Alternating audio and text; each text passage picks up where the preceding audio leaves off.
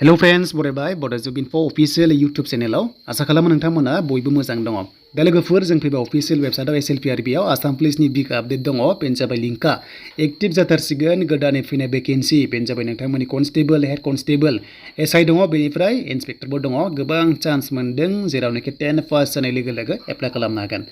दा बे जों अफिशियल नटिफिकेशन नायगोन बेनिफ्राय लिंकआ एक्टिभ जासिगोन। दा माब्ला जागोन नोंथांमोना बेयाव अफिशियल नटिफिकेशन क्लिक खालामनाय लोगो लोगो गासिबो डिटेल्सखौ मोनगोन आरो बे पस्टआ 300 नि बारा दङ एक्स सार्भिसमेन जायनो कनस्टेबल मावना फैदोंमोन सिगां लेभेलाव इन्डियान आर्मी हमना ला एयारफोर्सआव बा नेभियाव स' नोंथांमोना बिग चान्स दङ हानायसेबां सार खालाम जुदि सोरबाफोर न'खराव दङबा स' नोंथांमोना बे चान्सखौहाय जाहाथे लायो।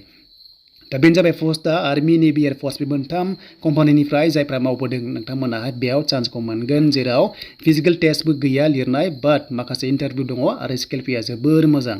दा बिनि लास्ट डेट आरो फार्स्ट डेट नायोबा लिंकआ एक्टिभ जागोन गाबोन सेप्टेम्बर 1 जानाय लोगो लोगो आरो बिनि लास्ट डेटआ 15 सेप्टेम्बर अके बे जाबाय एक्स सार्भिसमेननि थाखाय इन्सपेक्टर दङ एसआई दङ हेड कनस्टेबल दङ आरो कनस्टेबल दङ 332 भेकेन्सि HSLC एबा 10 पास जानाय लोगो लोगो बे पस्टआव हागोन। दा बेखायनो बैसो होनोब्ला बैसोआ नोंथांमोनाहाय 50 इयार्सनि गेजेराव थानांगोन अब्लानो हागोन।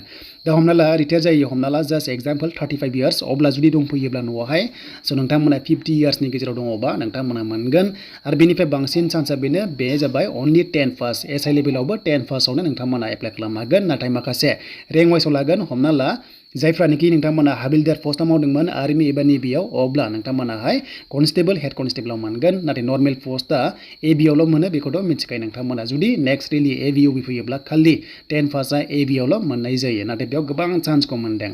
एनआर नेभियाव जायफ्रा रिटायारमेन्ट जायो अब्लाबो नोंथांमोना बेफोरबायदि चान्सखौहाय मोनगोन जेब्ला 4 इयार्स मावनानै फैयो अब्ला एसएससि आसाम पुलिसाव डाइरेक्ट एन्ट्रि खालामनायनि बाथ्राखौहाय मेनसन खालामदोंमोन। बेनिफ्राय इन्टारभिउआ माबायदि जागोन अनलि अरेल टेस्ट एबा इन्टारभिउ लिरनाय दङ 100 मार्क्सनि स' बेयाव जेबो फिजिकेल टेस्ट लिरनाय गैया रानिं गैया बाट खालि 100 मार्क्सनि माखासे प्रसेसनि गेजेरजोंहाय बेखौहाय साख्रि होनाय जागोन। एन्ड बेनिफ्राय बिनि लास्ट डेटआ जेब्ला 15 सेप्टेम्बर अब्ला एबिइउबि नर्मेलाबो थाबैनो ओंखारनायनि चान्सआ दङ बे रिलिया अके। दा हमना ला जों जास्ट बेयाव लादों सेकेन्ड उइकआव नोंथांमोना बे 5000नि माबा मोनसे आपडेट मोननो हागौ मानोना स' बिनि लास्ट डेटआनो नोंथांमोना 15 सेप्टेम्बर मोनदों एसआई हेड कनस्टेबल लेभेलाव। दा जियानो नोंथांमोना एबि एसआई बेनिफ्राय कमान्ड' फैनायनि चान्सआ दङ नेक्स्ट लेभेलाव गासैबो प्रेक्टिस खालामबाय था जेब्ला साडेनलि फैयो अब्ला स' नोंथांमोना बारा गोबाव टाइम मोननाय नङा स' बेखायनो प्रेक्टिसा मोजाङै खालामदो आरो नोंथांमोननिफ्राय डेटआ जोबनाय लोगो लोगो थांनाय बारनि बायदि कमान्ड' लेभेलाव एडमिट गनायनि चान्सआ दङ।